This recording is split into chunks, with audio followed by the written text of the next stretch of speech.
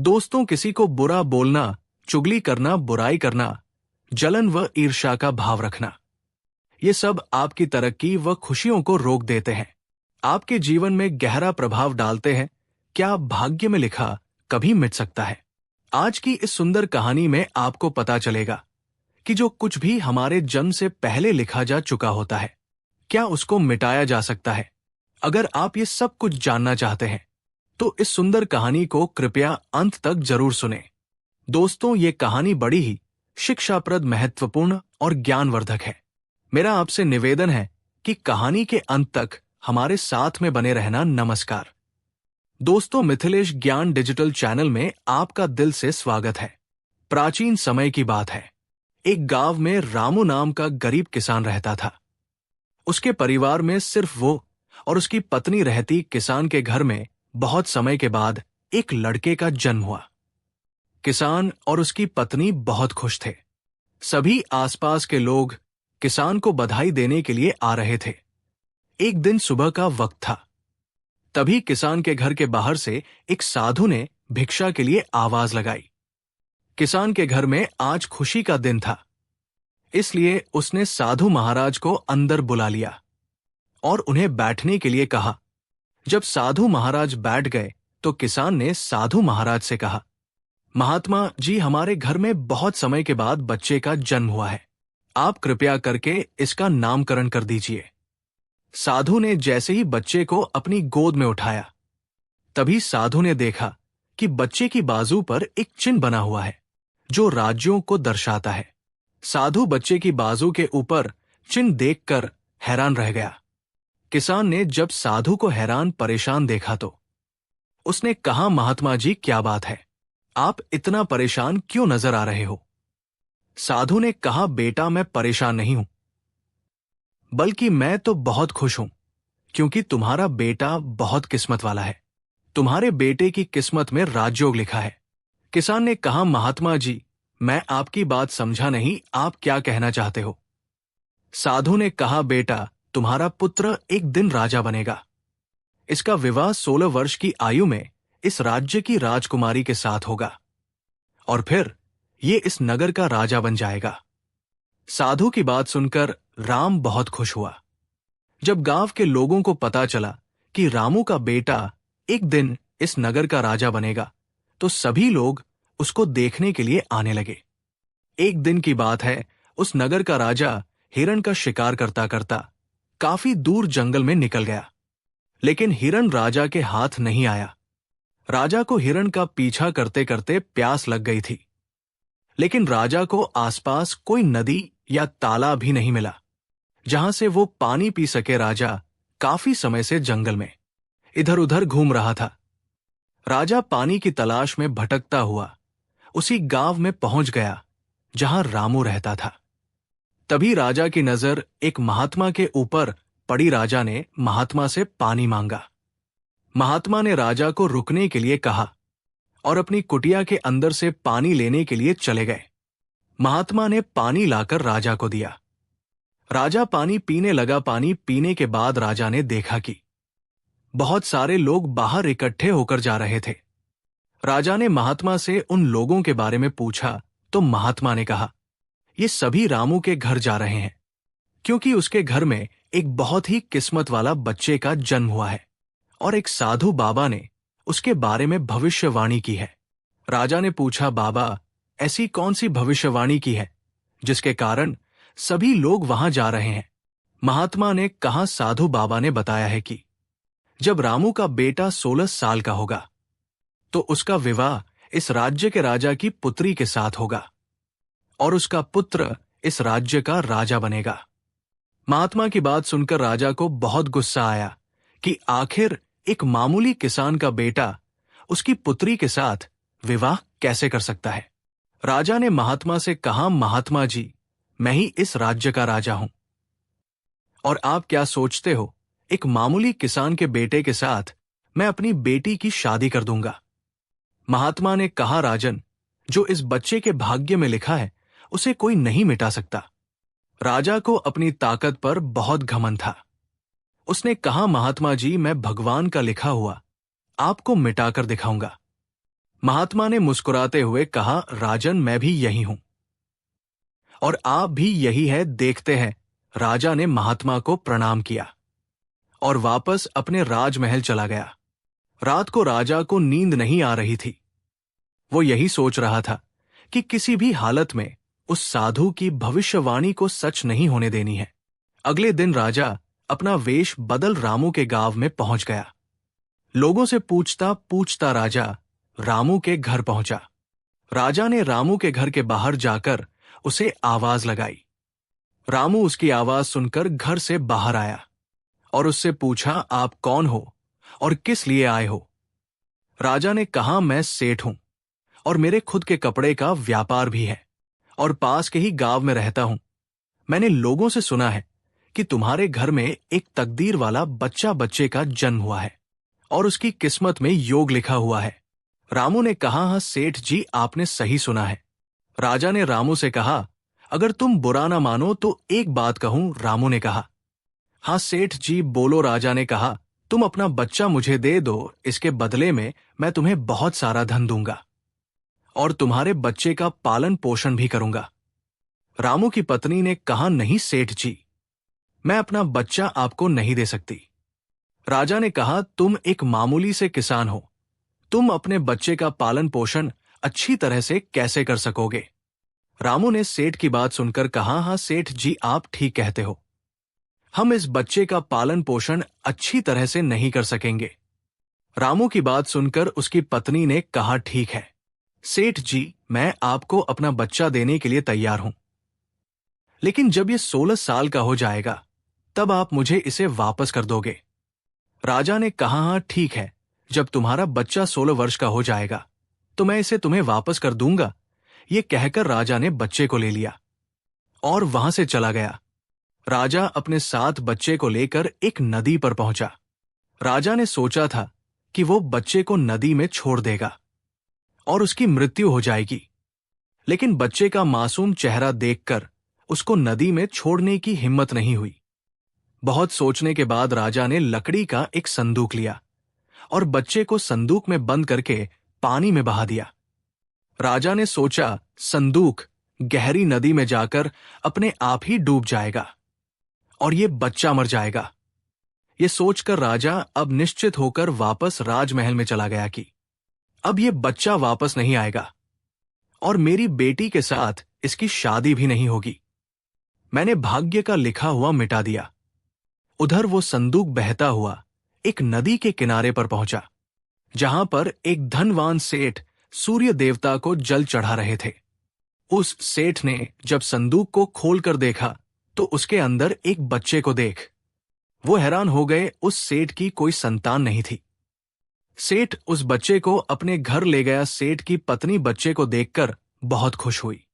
उसने जब सेठ से पूछा कि ये बच्चा किसका है, तो सेठ ने उसको बच्चे के बारे में बताया कि कैसे वो उस नदी में बहता हुआ मिला है। सेठ और उसकी पत्नी ने बच्चे के लिए भगवान को हाथ जोड़कर धन्यवाद किया। अब वो बच्चा सेठ के घर में पलने लगा। सेठ ने उस लड़के का नाम सूरज रखा था। इसी धीरे धीरे 16 वर्ष बीत गए। सूरज बहुत ही समझदार और बुद्धिमान था। एक दिन सूरज को अध्यापक पढ़ा रहा था। अध्यापक जो कुछ भी पूछता सूरज तत्काल उसका जवाब दे देता। ये देखकर अध्यापक ने सूरज को कहा, तुम तो बहुत ही समझदार और ज्ञानी हो, तुम आगे चलकर बहुत बड़े आदमी बनोगे। अध्यापक सूरज की प्रशंसा कर रहा था कि तभी वहां से वही राजा गुजर रहा था, जो किसी दूसरे राज्य में किसी काम से जा रहा था। राजा ने जब सूरज की तरफ देखा तो राजा वहीं पर रुक गया। राजा ने सूरज से पूछा, बेटा तुम कौन हो और कहाँ रहते हो और तुम्हारे पिताजी का नाम क्या है? सूरज ने कहा, महाराज मैं सेठ हीरालाल का पुत्र हूं। ये पूछकर राजा वहां से चला गया। अपना कार्य करने के पश्चात राजा जब वापस आया तो वो सेठ हीरालाल के घर गया और उसने हीरालाल से कहा, तुम्हारा बेटा बहुत ही समझदार और बुद्धिमान है। सेठ हीरालाल ने राजा की बात सुनकर कहा, महाराज मैं उसका असली पिता नहीं हूं। मैंने तो उसे सिर्फ पाला है, लेकिन वो मेरे लिए बेटे से भी बढ़कर है। राजा ने सेठ हीरालाल से पूछा, क्या ये लड़का आपका पुत्र नहीं है? तो फिर ये लड़का आपको कहां से मिला? फिर सेठ हीरालाल ने राजा को सारी कहानी सुनाई कि कैसे वो उसे बहते हुए पानी में एक संदूक से मिला था। जब राजा ने सेठ हीरालाल की बात सुनी तो वो चौंक गया। राजा समझ गया था कि ये बच्चा वही है जिसे मैंने 16 साल पहले नदी में बहा दिया था। राजा और सेठ हीरालाल अभी बातें कर ही रहे थे कि वहां पर सूरज आ गया। राजा ने सूरज को देखा तो उसने सेठ हीरालाल से कहा, सेठ जी, मुझे आगे किसी काम से जाना है। अगर आप अपने बेटे के हाथों मेरी एक चिट्ठी महारानी तक पहुंचा दो तो मैं उसको सोने की 50 मोहरें दूंगा। सूरज ने यह सुनकर राजा से कहा, हाँ महाराज, क्यों नहीं, मैं आपकी चिट्ठी जरूर पहुंचा दूंगा। राजा ने चमेत चुपचाप एक संदेश लिखा और चिट्ठी के ऊपर मोहर लगा दी और चिट्ठी सूरज को पकड़ा दी और कहा कि बेटा, ये लो, ये रानी तक पहुंचा देना। सूरज चिट्ठी लेकर चला गया। सूरज चलते चलते घने जंगल से गुजर रहा था कि वो रास्ता भटक गया। उसे रास्ता ढूंढते ढूंढते रात हो गई। सूरज रात गुजारने के लिए कोई जगह ढूंढने लगा। तभी उसकी नजर एक झोपड़ी के ऊपर पड़ी। सूरज ने सोचा, मैं रात यहीं पर बिता लेता हूं। ये सोचकर सूरज ढसे नीचे उतरा और झोपड़ी के अंदर चला गया। जब सूरज अंदर गया तो उसने देखा कि एक बूढ़ी औरत खाना बना रही थी। बूढ़ी औरत ने सूरज को देखा तो उससे पूछा कि बेटा, तुम कौन हो और बिना इजाजत अंदर क्यों आए हो? सूरज ने अपने बारे में बताया कि वह रास्ता भटक गया है, इसलिए रात गुजारने के लिए यहां पर आया है। सूरज की बात सुनकर बूढ़ी औरत को उसके ऊपर दया आ गई। लेकिन फिर बूढ़ी औरत ने सूरज से कहा, बेटा, तुम्हारा यहां पर रुकना ठीक नहीं है, क्योंकि ये डाकुओं का अड्डा है। अभी कुछ ही देर में डाकू आने वाले हैं। यदि उन्होंने तुम्हें यहां देख लिया तो तुम्हारे लिए परेशानी खड़ी हो जाएगी। सूरज ने कहा, लेकिन माता जी, इतनी भयानक रात में मैं कहीं और जा भी नहीं सकता। अगर मैं बाहर गया तो जंगली जानवर मुझे खा जाएंगे। इससे अच्छा है मैं यहां कोने में जाकर लेट जाता हूं। यह कहकर सूरज कोने में जाकर लेट गया। कुछ समय के बाद डाकू अपने घर वापस आए। डाकुओं ने जब घोड़े को बाहर देखा तो सूरज बूढ़ी माता से उसके बारे में पूछा। बूढ़ी माता ने उनको बताया कि इसका का नाम सूरज है। ये बहुत ही नेक दिल बच्चा है और ये राजा के काम से राजमहल जा रहा है। जब डाकुओं ने ये सुना तो उन्हें कुछ संदेह हुआ। वो राजा की हरकतों के बारे में जानते थे, इसलिए उन्होंने सूरज की जेब से चिट्ठी निकाली और उसे पढ़ने लगे। जैसे ही डाकुओं ने वो चिट्ठी पढ़ी तो वो सब समझ गए। बूढ़ी माता ने उनसे पूछा, चिट्ठी में क्या लिखा है? उनमें से एक डाकू ने बताया कि चिट्ठी में लिखा है कि जैसे ही ये लड़का तुम्हारे पास पहुंचे, इसको उसी समय मरवा कर कहीं दूर दफना देना। ये काम मेरे पहुंचने से पहले हो जाना चाहिए। बूढ़ी माता ने जब ये बात सुनी तो बोली, ये राजा कितना दुष्ट है, जिसके हाथों चिट्ठी भिजवा रहा है, उसी को मरवाने का आदेश भी दे रहा है। ये सोचकर बूढ़ी माता ने सोचा कि मुझे इस मासूम को बचाना चाहिए। उसने डाकुओं से कहा। तब डाकुओं ने दूसरी चिट्ठी लिखकर उस चिट्ठी से बदल दी और वापस सूरज की जेब में रख दी। इसके बाद डाकू वहां से चले गए। सुबह होते ही सूरज उठा और बूढ़ी माता को धन्यवाद देकर वहां से चला गया। सूरज कुछ समय के बाद ही राजमहल पहुंच गया और उसने चिट्ठी महारानी को दे दी। महारानी ने चिट्ठी पढ़ी तो चिट्ठी में लिखा था कि यह लड़का बहुत ही बुद्धिमान और ज्ञानी है। यह राजकुमारी से विवाह करने लायक है, इसलिए मेरे आने से पहले ही तुम इसका विवाह राजकुमारी से कर दो। महारानी सोचने लगी कि आखिर ऐसे कैसे महाराज किसी अनजान से राजकुमारी का विवाह कर सकते हैं। लेकिन फिर उसने देखा कि चिट्ठी पर राजा की मोहर भी लगी हुई थी, इसलिए ये लड़का झूठ नहीं बोल सकता। ये सोचकर महारानी ने राजकुमारी का विवाह उस युवक से कर दिया। कुछ दिनों के बाद जब राजा वापस आया तो उसे पता लगा कि उसकी पुत्री का विवाह उसी युवक से हो गया है। ये सुनते ही राजा गुस्से से आग बबूला हो गया और उसने महारानी से पूछा, तुमने ये सब क्यों किया? तब महारानी ने बताया कि महाराज, जैसा कि आपने चिट्ठी में लिखा था, मैंने वैसा ही किया है। राजा ने महारानी को चिट्ठी दिखाने के लिए कहा। जब महारानी ने चिट्ठी दिखाई तो राजा ने चिट्ठी में कुछ और ही लिखा पाया। ये देखकर राजा ने गुस्से में सैनिकों को कहा, जाओ और जाकर सूरज को पकड़ कर लाओ। सैनिक तुरंत गए और सूरज को पकड़ कर ले आए। राजा ने गुस्से में सूरज से कहा, तुमने धोखे से मेरी पुत्री के साथ विवाह तो कर लिया, लेकिन मैं तुम्हें अपना दामाद स्वीकार नहीं करूंगा। सूरज ने राजा की बात सुनकर कहा, लेकिन महाराज, मैंने तो आपके साथ कोई धोखा नहीं किया है। राजा ने सूरज की बात सुनकर कहा, तुम मुझे भी बेवकूफ बनाना चाहते हो, लेकिन मैं तुम्हें अपना दामाद स्वीकार नहीं करूंगा।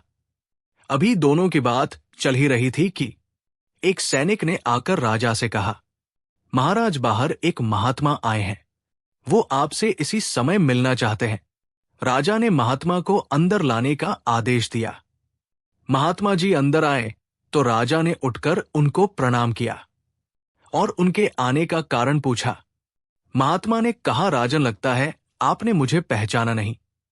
राजा ने कहा, नहीं महाराज, मैंने आपको नहीं पहचाना। महात्मा ने मुस्कुराते हुए कहा, राजन, मैं वही हूं जिसे तुम आज से 16 वर्ष पहले भाग्य का लिखा मिटाने की बात बोल कर आए थे। जैसे ही महात्मा ने ये बात कही, राजा एकदम से चौंक गया। उसे सब कुछ याद आ गया। महात्मा ने मुस्कुराते हुए कहा, क्यों राजन, भाग्य का लिखा मिटा दिया? राजा ने आंखें नीची करके कहा, नहीं महात्मा जी, मैं भाग्य के हाथों हार गया। महात्मा ने कहा, राजन, भाग्य के हाथों कोई नहीं जीत सकता, इसलिए अब सूरज को अपना दामाद स्वीकार करो और अपना राजपाट उसको सौंप दो। राजा ने कहा, महात्मा जी, जैसा आपने कहा है वैसा ही होगा। राजा को समझाकर महात्मा जी वहां से चले गए। राजा ने सूरज से माफी मांगी और सारा राजपाट उसको सौंप दिया। तो दोस्तों, कैसी लगी आपको ये कहानी? आप हमें कमेंट सेक्शन में जरूर बताना, और अच्छी लगी हो तो इस चैनल को सब्सक्राइब जरूर कर लेना। तो चलिए मिलते हैं ऐसी ही कोई नई कहानी में। तब तक के लिए अपना ख्याल रखें। धन्यवाद।